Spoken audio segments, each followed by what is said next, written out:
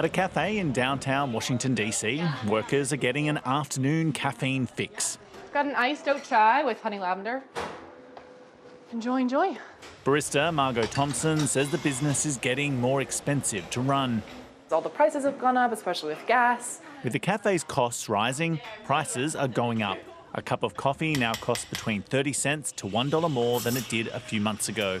There's definitely been a few complaints. They know it's not the employees' faults, or even like the owner's fault at that, because they have to stay afloat.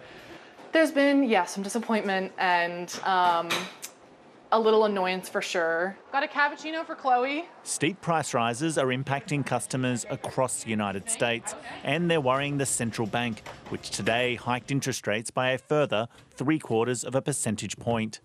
My colleagues and I are acutely aware that high inflation imposes significant hardship, especially on those least able to meet the higher costs of essentials like food, housing, and transportation.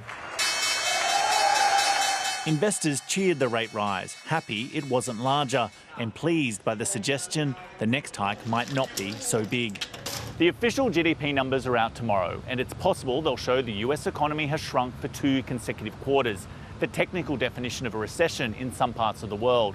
But even if the US isn't in recession yet, there are many who believe it soon will be.